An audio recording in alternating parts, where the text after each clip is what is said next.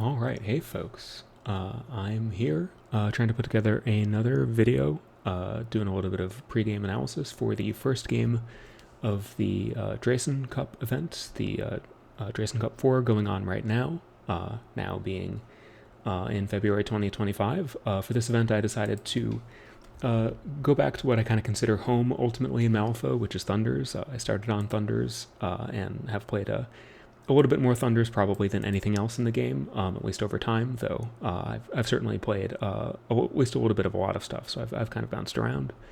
And yeah, weirdly, the degree to which I was finding focusing on specific crews and trying to develop kind of specific competence in Neverborn, which is something that I'm interested in continuing to do over time, actually sort of counterintuitively really made me want to return to and continue to build on strengths that I have in other factions I'm especially familiar with, and Thunders are right at the top of the list, so that's what I'm doing. Here in round one, I have a matchup which is sort of amusingly familiar. I'm playing into generic plays and a Lucius 2 crew in Neverborn, something I just finished playing a fair amount of, and I am also very fond of, with another one of my favorites, Shenlong 1. So this is going to be on this map. We have a flank plant explosives pool here.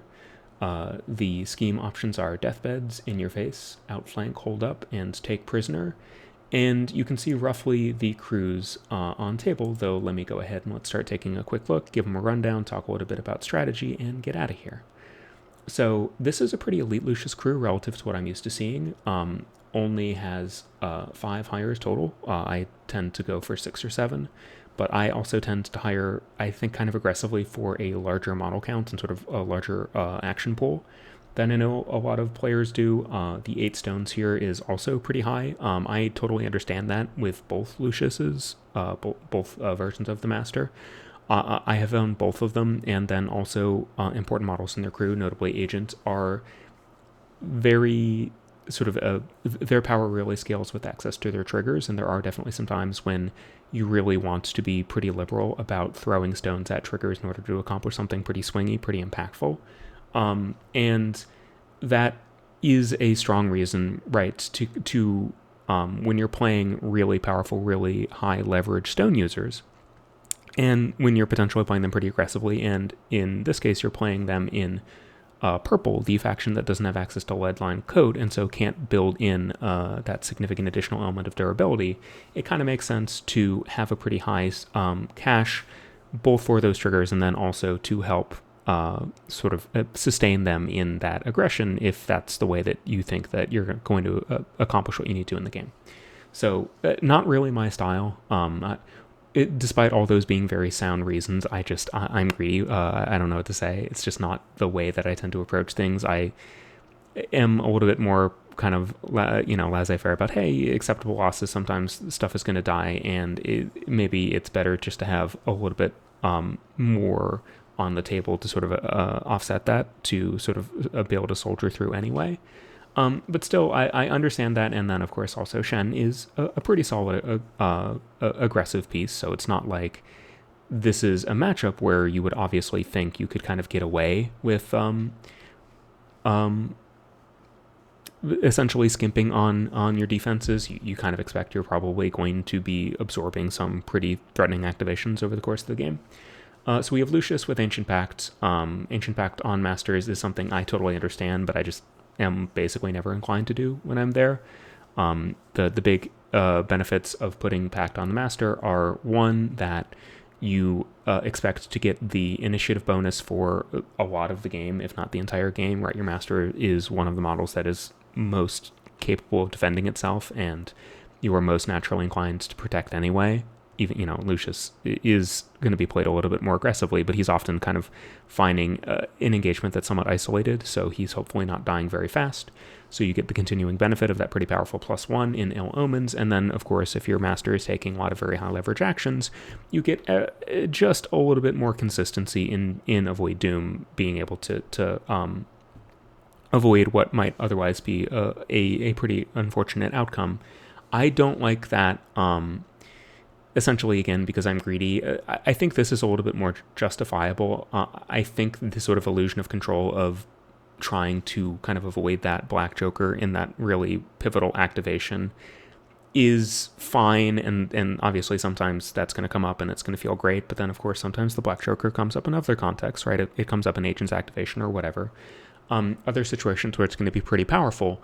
And so by trying to sort of smooth things out for specifically that one model, I don't actually think you're getting a great deal of impact. Just the amount of variance and whether or not that's ever going to amount to anything, or whether having it come up that way as opposed to this sort of some other way, like who exactly are we trying to protect here from that variance. I just prefer getting the card draw. I think the card draw is pretty powerful. And I think even Lucius, who has access to reasonable card draw, does really appreciate having a couple more increments to continue to refill, because he does also like to spend. It is a very resource intensive crew, but I get it. There are very good Neverborn players who are very consistent about putting pact on valuable models and their masters specifically. So I certainly can't say, mistake, dumb, or anything like that by any means. As I think the scribe would actually maybe be the reason to have the scribe over there is it's just tough, right? Because this is I am experiencing some of the irritation I think that plays might be experiencing in dealing with this deployment, where the scribe probably wants to go pretty early turn one and wants to like give an upgrade to one of these folks, right, to kind of get that train rolling, do some hand fixing and set Lucius up. But then you want somebody to have a scheme marker over by Lucius. Maybe Maurice needs to go over here. Maybe that's the answer. I don't know. Maybe Lucius should be back here, even though there's a real sort of allure to putting him far forward when he's in range of terrain, and that's just immediately kind of like, hey, I can reach all over the place. So anyway, we'll see what plays does. Anyway, so Lucius packed, Lucius 2 with a packed scribe, agent Alan, who I like every time I hire, but I often find hard to hire. I know plays like some a fair amount. Doppel is stat 7 when mimicking attacks. I think that's a pretty strong argument for her inclusion here, right? You get to be able to hit monks even through chi. Generally speaking, there isn't a monk that's naturally stat 6, unless I'm forgetting one. Don't think there is. So yeah, pretty good. Maurice to help supply Lucius with focus, because of course Lucius can also hit monks at stat 7 through chi, but can't actually get to his controllable damage flip, which is what Lucius 2 really wants to be about, unless he has focus, and he wants to have that focus before he activates, not spending an action to do it, because that really is pretty limiting for him. So Maurice to help set that up, and just as kind of a solid piece of utility, and then a Crookskin with the other Ancient Pact, which I think is fine. The Crookskin is reasonably tough to kill. You can see it can kind of try to be positioned over here, try to unlock a couple of points in the pool that I think are otherwise going to be pretty challenging for the Lucius crew to get at, which is a bit of an issue I see in it and its composition. But most of this makes sense to me. Not a lot of threat that's going to extend out, and Agent is going to kind of have to run after Lucius to support him potentially. That's other than sort of the model count and the fact that Lucius is going to have to really commit resources pretty hard, even though he can get through the monk stuff. The investment is potentially quite high, right? And given that his crew is pretty good, but not like it's not able to supply resources sort of inexhaustibly. I think just sort of the limits in terms of models on the table, actions, some of the sort of the so-so durability, those are things that might start adding up. But I mean, none of these models are independently bad hires. I kind of understand the purpose of just about all of them. Alan is a little bit a little bit weird to me here. I don't quite know why specifically you'd want him. But anyway, it's mostly adding up. I, on the other hand, have Shen1, his 2 students. I have, in terms of my hires in monk, I have a wandering river monk, I have a low river monk, I have Sensei Yu, of course. I'm not sure if Sensei Yu has not been hired in a Shen crew in I don't know, the Alpha 3rd edition. I at least haven't seen that crew. And Ben Ying, who I really, really like. I haven't played a ton of Thunders to sort of justify feeling that I think he's pretty good. But conceptually, I've always found him pretty good. He has performed for me when I've been playing Thunder, so it's not like I like him, but he's been garbage in practice. I know he's not quite as lauded by everyone who plays Thunders. Ken should actually be like probably over here-ish in this case. Just another instance of, something to work on. Anyway, then I have, in addition, a Terracotta Warrior, a faction staple, very annoying for your very high lethality masters who wants to come in and like blow up fragile models, support models, scheming models, assuming you can sort of set things up so that the warrior is in reasonable position.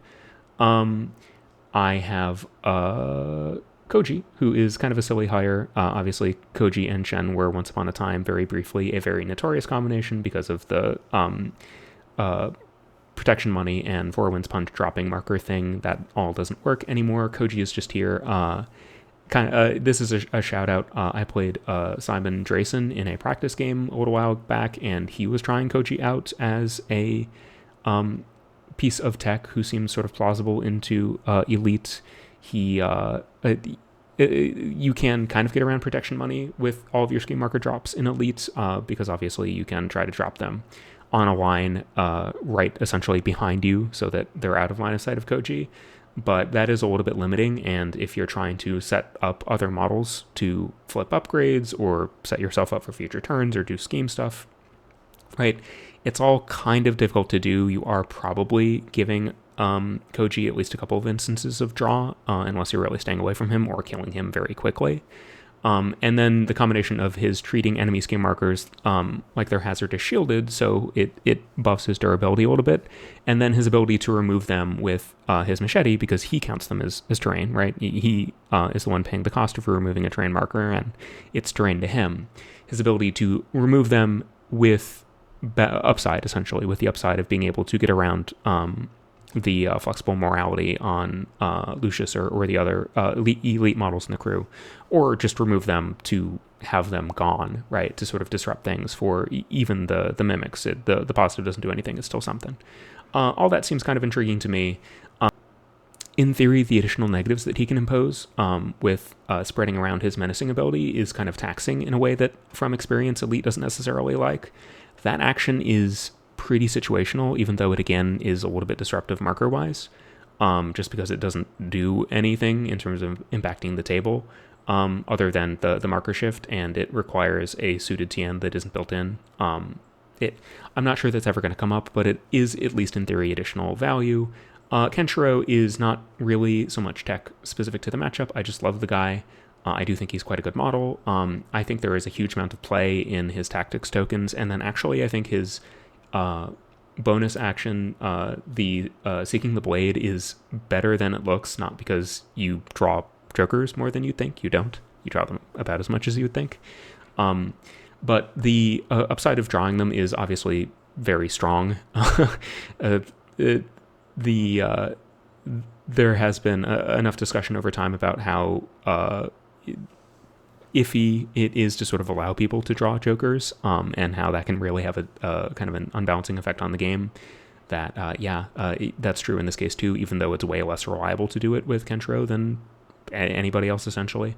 But actually just being able to scry the top of your deck, especially in like turns 1 and turn 2, when you can play sort of more slowly and you're not expected to sort of interact with your opponent quite as immediately, is just really strong. Knowing what's coming up, being able to sort of structure your activations around what cards you have available, know that you can hit some TNs. When you have card draw, being like, okay, that's a card I really want to sort of structure things so that I can draw specifically, so you're really like magnifying, significantly upgrading the value of those instances of card draw. It's all pretty nice. And then, of course, being able to scry the top of your deck, look at those top 2 cards, then also combines very well with his tactics tokens, because it tells you the value potentially of those off the top cheats. So it's not just it's already some value in, I don't really want to cheat this some other way, but I care about it enough to sort of go for the upside of I'm just going to flip another card and see what happens. It turns that, which is totally valid, into well, I'm going to flip this other card because I know it's going to succeed, or sort of tactically, even just getting it off the top of my deck is, powerful. Okay, so quickly, sort of pool and broad thoughts. I think this is a pool that has a couple schemes that are especially appealing. Deathbeds is normally very attractive. I think it's much less appealing in here explosives or in theory in cloak and dagger than it would be in the other two strategies, because by default you really wants to have the easy ability to choose strategy marker as your marker in addition to scheme to score off it. And in explosives, it's sort of on you to have to put the strategy marker down because your opponent isn't necessarily always going to accommodate that. In theory, they're trying to put their markers down and they might not have the AP to sort of get away, but the fact that they're not necessarily doing that at fixed points on the table makes it much harder to sort of structure a sort of overarching plan around, I'm going to score this in a particular way consistently.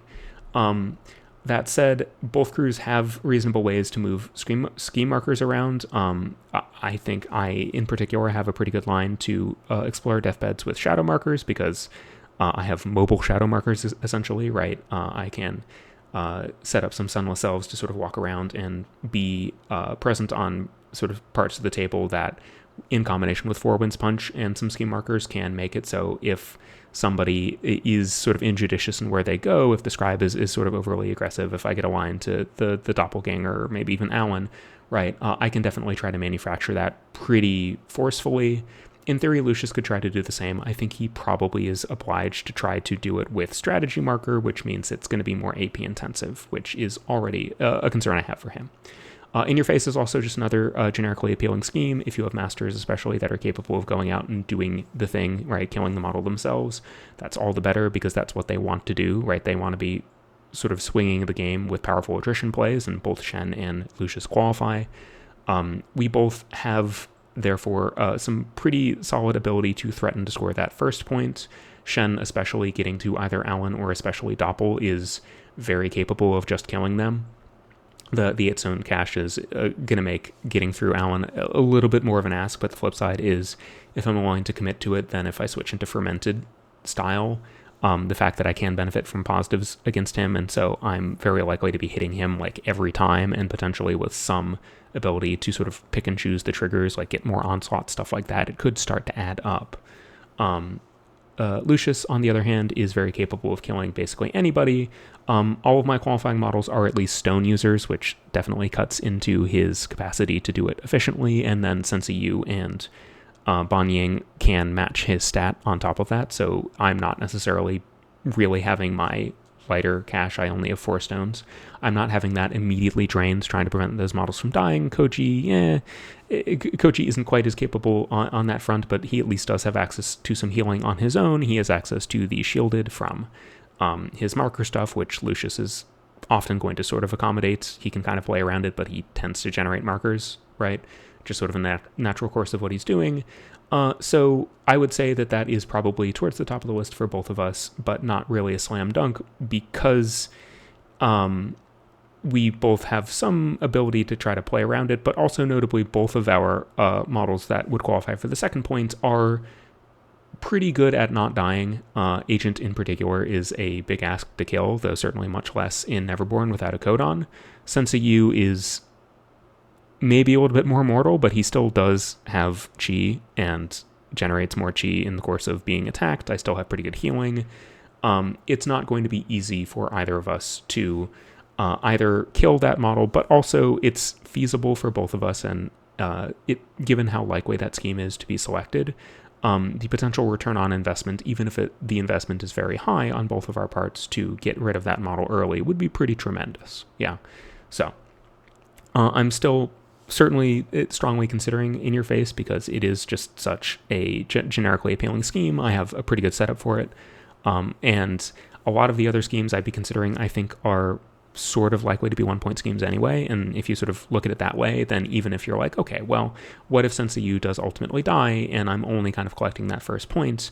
Well, if the other schemes are also likely 1-point schemes, setting aside deathbeds, right, which I've sort of talked about and I think I'm probably taking, then the fact that there is a much more feasible second point and denying that second point might be pretty compromising for the Lucius crew, then what's the big deal, right? Like, cool, it's just like all the other schemes except more upside, and it might also potentially like screw things up or put a lot of pressure on the other crew on top. Take Prisoner is kind of a tough scheme. I think it is even harder for the Lucius crew. It has decent displacement tools in a lot of lures and down the wrong path and stuff like that, but just a lot of my models don't qualify, right? It can't be a henchman or master, and a lot of my frontliners are. I guess Ken isn't. So you could try to do it on Ken, but Ken is also incorporeal and has battle tempo, so Ken can also kind of just run away pretty well. I don't know.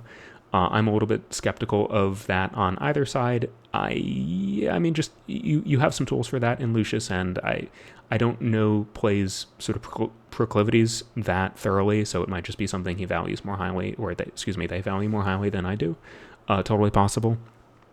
Outflank, I think, is a scheme that you tend to take when you basically think that your opponent was sort of irresponsibly ignoring it in hiring and just hired an incredibly like bubbly or sort of like low mobility or very tall crew, and you're just like, all right, fine, like you have all of these like haymakers, you're gonna like clog the middle of the board, wow, so much beef, but like just any two models that can kind of just flank then are going to like really tax is sort of pressure them. They might even just kind of concede those points, like whatever, like it's just so outside my game plan. But it is a pretty labor intensive scheme, and if your opponent does have any reasonable ability to contest it, it can kind of get blown up really hard because you need both models, and if like one flank kind of just goes for you, that's pretty catastrophic. So I don't really believe either of us are reasonably taking it. In theory, if the Lucius crew really tries to dedicate essentially I think the Crookskin and maybe Lucius himself to getting out there, then that's sort of plausible. But I think the fact that it seems to me like Lucius himself would be one of the two models, and then like once you've scored that 1 point, it's like, is Lucius going to just stick to the corner and try to like square the second, or are you just like playing it as a 1 point scheme with the downside of maybe my Crookskin just randomly gets blown up?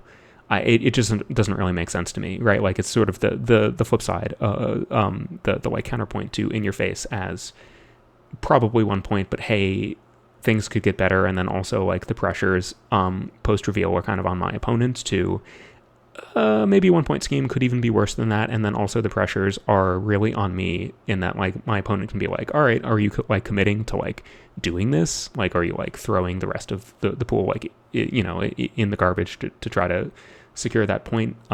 Just weird. Hold Up is a reasonable scheme when you have a crew equipped for it. I kind of think the Lucius crew is not especially equipped for it. This is one of the things I think the kind of taller build here is a little bit awkward for. The Scribe, for example, feels incredibly essential to even trying to score Hold Up. But of course, the Scribe is also a very desirable model to kill without sort of further incentive. So I think that's again, maybe if you think you're not sort of the B-Town, you're not supposed to be that aggressive, or you just sort of like rate your flexibility and your ability to kind of achieve things with your kind of like broad toolkit in Lucius, you might go for Hold Up, but I'm not super keen on it from their end. I think on my end it's sort of fine. I have a lot of models that are roughly in the sort of points neighborhood, but I don't love Hold Up by default, and I think Lucius is just a little too good at killing some of the models that would be pretty important to me, right? The Wandering River Monk isn't necessarily going to be an easy kill, but it's the Terracotta, the Low River Monk, even Ken, these are all models that ultimately, if Lucius wants to dedicate multiple turns, and if like things don't really like go well for me in terms of cards and all that, like can just die, and I'm not really inclined to sort of like try to sculpt my game plan around like moving heaven and earth to stop that from happening when Lucius is just good at it, right? It's what Lucius does. So what I think I'm ultimately going to be doing then is probably trying to use my sort of higher model count, my I think better card mechanisms, my pretty good offensive threats, and just general sort of mobility and flexibility To keep Lucius somewhat bottled up, you see here I have the Wandering River Monk pretty far flanked.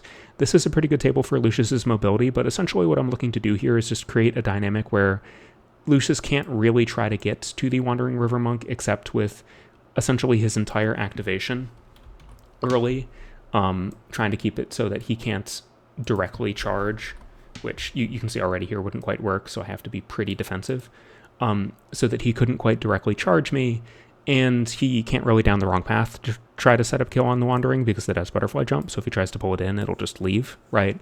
And essentially put it in a position where, while I'm not going to be able to fully protect it forever, because he does ultimately have the ability to kill it, right, that I can essentially say, in order to kill it early, especially trying to wait and kill it turn 1 with last activation using your AP to sort of sculpt that, you're going to have to really kind of get yourself into no man's land and get yourself into potentially a bit of a pickle, because you're going to be way over here, right? Even if you activate it last, then do you just activate first and essentially like spend your entire Lucius activation just like fucking off, not doing anything, right? Maybe you can try to like go somewhere and plant a bomb, right? Which is maybe kind of a little bit better than I would like it to be, but this is all, again, sort of assuming that Lucius is able to sort of line this all up in the first place. Just make it so that Lucius is pretty pressured to, one, kind of finish the job, because obviously if he doesn't, that's pretty catastrophic, and then two, force him to activate very early and probably not accomplish much turn 2 if he does, or essentially risk if he doesn't, right? Then what's probably going to happen is he's going to get a Shen activation into him, which Shen is still pretty capable of doing a lot of damage to him. I could potentially, if Koji's over here, use Koji to deprive him of a scheme marker and sort of start messing things up for him that way. If Shen decides he wants to switch into Fermented to use Flexible Morality against Lucius, I can then also stagger him so that he is theoretically actually in a bit of a spot in terms of being able to sort of get out of there, right? His scheme marker might be gone if I've done, something to sort of deal with it. I can 4 Winds Punch it away, for example. And then he might well be sort of stuck here and staggered and somewhat damaged. And while I have some reservations about this, because going into Fermented means that Shen doesn't have the ability to Butterfly Jump to sort of control Lucius's threat to him, and that's a little bit scary, right? I think the fact that I have access to a lot of healing in the area, right? I have the Low River Monk, and I don't think Lucius is going to be able to one activation Shen, and if he's trying to do something like get to the Low River to sort of like address that, then like whatever, like you didn't actually do anything to Shen, and you're now kind of in the midst of going to be dogpiled by a lot of my models. So basically just forcing Lucius, if he's going to sort of use the full kit early and kind of reach out and try to do his thing, remove one of my models, to do so in a way that is very risky, very exposing.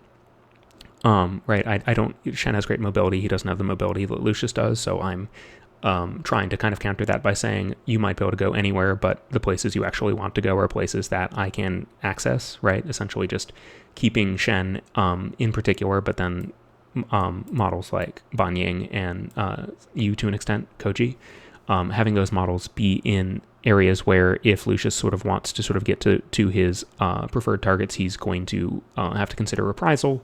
And then just sort of having my engine card draw generation set up so that I can start sort of taking control over the middle of the table. I think just based on edges and efficiency. Not that the elite crew isn't efficient as well, but I think especially with Lucius sort of accomplishing stuff elsewhere, my crew is just going to outfight the elite crew most of the time, and so I'm going to try to leverage that. Should be a really exciting one. It's always fun to see someone else's perspective on something that you've played a lot of, and I've played a fair amount of Lucius. I like Lucius a lot, but of course I like Shen a lot as well, and I think they're both very good, so there should be a real clash. And hope the game is as interesting as I feel it is conceptually. I'll let you decide once you've had a look at it. Thank you for tuning in, and take care.